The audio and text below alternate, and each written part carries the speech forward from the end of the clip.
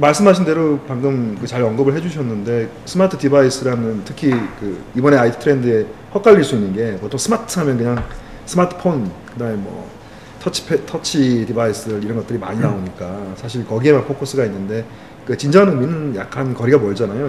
업계에서는 사물통신 또는 머신 투 머신 커뮤니케이션이 많더라고요. 실제로 어떤 보고서를 보니까 이미 센서하고 이게 거의 보급된 수가 1000억 개가 넘는데요. 근데 그 중에서 이미 통신을 하고 있는 녀석들이 115억 개 정도 된다고 하더라고요. 어마어마한 거죠, 사실은. 근데 이제 이것들이 실제로 우리나라나 전체 산업을 봤을 때 그 스마트 디바이스라는 의미 자체를 얼마만큼 좀 이렇게 다른 트렌드하고 바꿔가지고 좀 해석할 수 있다고 보세요? 스마트 디바이스라는 거는 실제로 저는 조금 말의 의미가 너무 트렌디하다는 느낌은 들어요. 왜 그러냐면 스마트, 우리는 계속 스마트라는 용어를 붙이는 우리나라에서 유행이죠. 스마트라는 거 스마트 TV는 아예 이제 그 글로벌 용어가 됐어요. 아예 그냥 이번에 CS쇼 보니까 스마트 TV가 붙어 있더라고요. 맞습니다.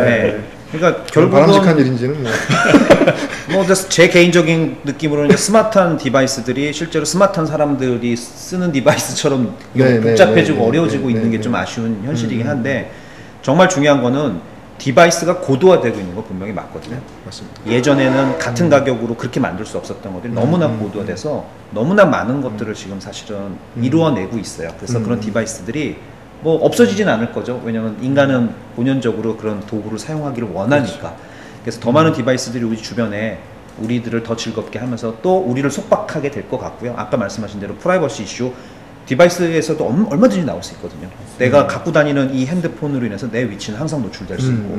그래서 진정한 스마트 디바이스는 아까 말씀하신 대로 그 단순하게 터치 스크린이 들어있고 그리고 센서로 무슨 로케이션을 디텍션해서 알려주고 앞에 스마트라는 의미에 더 집중한다는 거죠. 그렇죠. 그런 거보다는 정말로 사람에게 유의미한 어떤 가치를 전달해주고 그리고 그 사람의 어떤 그 편리함, 그러니까 여기에다 항상 같이 얘기해야 될 게 컨텍스트 어웨어니스를 같이 얘기를 해야 되는데 상황이 그렇죠. 그 사람에게 정말로 유용한 디바이스가 돼야지 이게 스마트 디바이스잖아요.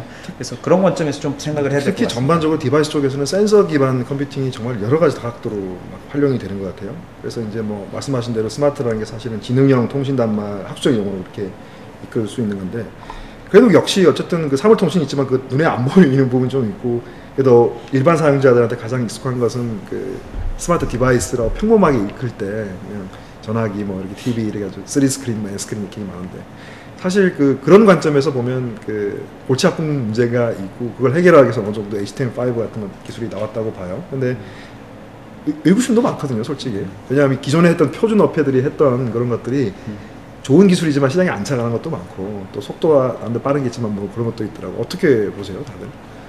HTML5 웹 표준 기술이 갑자기 하늘에서 뚝 떨어진 게 아니지 않습니까? 한 20년 전부터 계속 진화를 해가지고 나왔고 물론 HTML5하고 HTML4가 많이 다르긴 하죠. 네. 많이 다르고 HTML5가 돼서 많이 이제 막강해진 게 사실입니다. 근데 아이러니한 게 HTML5는 특히 HTML5 비디오 같이 시장에서 지금 빠르게 수용하고 있는 기술 같은 경우에는 2008년에 이미 나왔어요. 아무도 관심을 가졌지 않았다는 거죠. 근데 그때는 왜 그러냐, 대체할 수 있는 이 기술들이 너무 많고 컴퓨팅 환경이 데스크탑에 국한되다 보니까 굳이 필요가 없는 거예요. 그냥 웹브라우저를 하나 굳이 바꿀 필요가 없는 거죠. 없고 그냥 플래시라는 비디오가 있고 마찬가지로 HTML2 제가 잘 쓰는 편인데 HTML5라는 기술이 좋아서 사람들이 쓴다기보다는 쓸 수밖에 없는 환경이 됐다. 대안이 없다. 근데 그 쓸 수밖에 없는 환경이 뭐냐? 바로 스마트 디바이스, 커넥티드 디바이스 환경이라는 거. 바로 그것인 거고요. 커넥티드라는 용어가 참 그렇죠. 그래서 커넥티드, 그럼 왜 커넥티드 디바이스에서 HTML5냐? 다양한 플랫폼, 다양한 스크린에서 사람들이 원하는 게 뭐냐? 심리스한 인터넷 경험이라는 거거든요. 그 심리스한 인터넷 경험을 찾다 보니까 플랫폼 간의 단절된 벽들을 웹 기술이 쭉 뚫고 갈 수 있다는 거예요. 표준 기술이고 브라우저 베이스다 보니까. 그 심리스한 인터넷 경험, 그래서 인터넷이라는 말 빼면 사람은 어쨌든 계속 심리스한 경험을 추구하는 거거든요. 제가 보기엔 그래서 이 심리스한 경험을 추구하는 것이 자연스럽게 이제 내추럴 유저 익스피리언스, 터치라든가 모션도 사람은 늘상 하던 그 경험을 계속 기계한테도 하고 싶어 하는 거거든요. 저는 그렇게 이어진다고 보거든요. 그래서 저는 그 HTML5가 이제 아까도 뭐 그런 얘기를 했지만, 그러니까 우리가 이런 것 같아요. 그러니까 우리는 뭐 어쨌든 개발자들이고 기술자들이고 전문가들이니까 뭐 당연한 얘기지만 우리가 네이버 홈페이지를 보면서 그게 HTML4로 만들어졌는지 3로 만들어졌는지 아는 사람은 없어요. 일반 고객들이. 정확한 지적이시죠. 네, 알 필요도 없고. 그런데 반대로 지금 뭐 아시다시피 안드로이드 앱을 만든다, iOS 앱을 만든다 이런 거는 결국 지금 네이티브한 뭐 랭귀지를 써서 뭐 블라블라 앱들을 만들고 있잖아요. 근데 어쨌든 뭔가 사용자들이 앱이라는 형태는 지금 배우고 있어요. 스마트폰이나 스마트 디바이스나.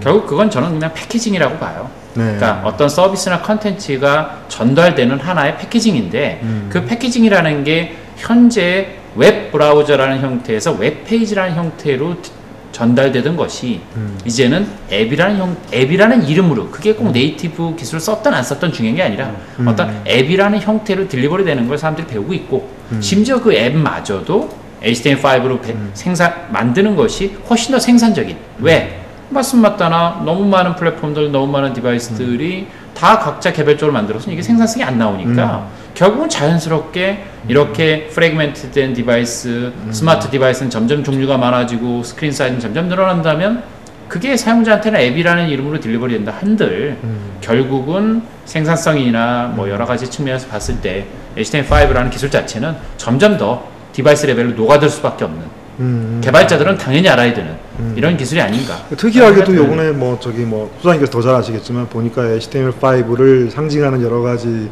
기술적인 아이콘들 보니까 특히 오프라인 저장소라든가 뭐 디바이스 연결성이 굉장히 사실 HTML5가 전대 HTML5에서 그런 적이 없었잖아요, 사실. 그렇죠. 네. 대놓고 아예 그렇게 디바이스와 연계성 같은 걸 강조하는 부분이 없었는데 그게 그만큼 이제 여러 개의 멀티 클라이언트 디바이스 쪽에 많이 붙고 그것들이 사실 폭주해서 어떤 서비스에 맞물리게 되면 그걸 감당하지 못하니 이제 어떻게 보면 고무줄 같은 서비스가 필요해서 클라우드 컴퓨팅까지 이어졌다고도 거꾸로 해석할 수도 있잖아요. 근데 사실 그런 것 중에 사실 그런 것들 소비하는 관점에서 보면 그 역시 가장 큰 컨텐츠가 사실 가장 큰 소비 요소가 디지털 컨텐츠 같은 것들인데 사실 우리가 만들어 놓은 이 토픽 중에서 가장 이게 트렌드 맞아! 하고 하는 토픽은 사실 디지털 컨텐츠 같아요. 어떻게 우리가 얘기할 수 있을까요? 이게 왜 갑자기 트렌드로 등장했지? 뭐 이런 쪽이라면? 그 디지털 컨텐츠를 사실은 이제 같이 사실 고른 그렇죠. 거잖아요. 같이 고른 이유가 이제 트렌드라는 게 따지고 보면은 뭐 유행적인 느낌이 맞습니다. 많잖아요. 저희한테는 해마다 바뀌고 뭔가 좀 관심 끌만한 게 뭐가 있을까. 근데 디지털 컨텐츠에 대해서 사실은 재조명이 필요한 해가 아닌가 싶어요. 올해가. 가장 큰 이유는 아까 말씀하신 것처럼 근간을 흐르는 우리의 트렌드 지금 한 뭐 8개 정도 되는 트렌드들이 결국은 디지털라이즈 됐기 때문에 시작된 거거든요. 그렇죠. 그래서 맞습니다. 모든 것들이 디지털이 돼서 데이터들 많아지고 소셜리 서로 나눠지고 쉐어링이 되고 클라우드에 가서 저장이 되거나 계산이 되고 그것들이 또 뭐 흘러다니면서 사람들의 어떤 인풋이 디지털라이즈해서 또 들어가고 결국은 모든 것들이 빙 디지털 우리 그 우스갯소리로 얘기했었잖아요. 디지털이기 때문에 정말 쉽게 많은 것들이 가능해진 시대를 우리가 살아왔는데 올해는 그 디지털로 인해서 사실은 많은 것들이 좀 혁신과 아니면 좀 더 성숙되는 그런 과정에 있어야 될 것 같아요. 그래서 맞아요. 디지털 컨텐츠가 과거에 그냥 생각했던 단순히 디지털로 만들어진 텍스트, 디지털로 만들어진 비디오를 넘어서서 그런 것들이 융복합화되면서 정말로 거기에 인간의 경험과 정서까지 들어갈 수 있고 그로 인해서 그 더 풍성해지는 디지털 라이프를 만들어줄 수 있는 그런 컨텐츠들. 네. 아까 얘기된 컨텐츠의 얘기와는 조금 더 다른 방면의 얘기를 또 해볼 수 이런 있을 것 것 같아요. 같아요. 우리가 10년 전에 CD롬을 생각해 보자고요.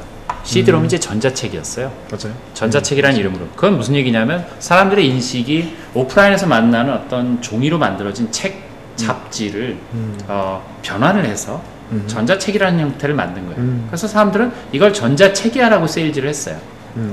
영화, 음악 마찬가지였죠. 그렇지만 지금은 이제부터는 이제 정말 그런 기존에 우리가 갖고 있던 오프라인 프로덕트들, CD롬, 뭐 CD로에 들어있던 음악, 무슨 뭐 전자책 이런 식의 어떤 오프라인으로 시작됐던 컨텐츠가 아니라 정말 디지털로 순수하게 태어나면서 정말 이 디지털 세상에 더 맞는 컨텐츠들이 이제 좀 새롭게 좀 시작돼야 되는 거 아니냐라는 의미에서 재조명이라는 말이 정확한 표현이라고 생각하는데 그런 의미에서 디지털 콘텐츠를 얘기했던 거고 우리가 지금 이제 만드는 음악이라는 건 더 이상 우리가 아날로그에서 만들던 아날로그 기반의 어떤 제작 시스템을 가지고 만들던 음악을 변환하지 않는 완전히 디지털로 시작해서 디지털로 딜리버리 되는 이런 환경에서 생산, 컨텐츠 소비까지. 자체가 그렇죠. 네.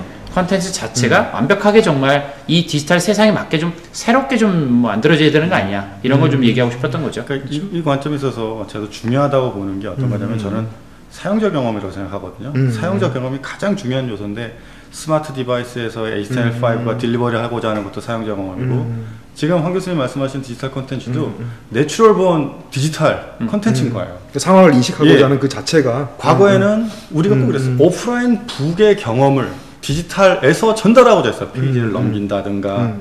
근데 이제는 그게 아니라는 거죠. 처음부터 이게 디지털 나온 거기 때문에 완전 디지털화된 새로운 경험을 제공해주는 뭔가가 나와야 되는 타임이라고 보는 거예요.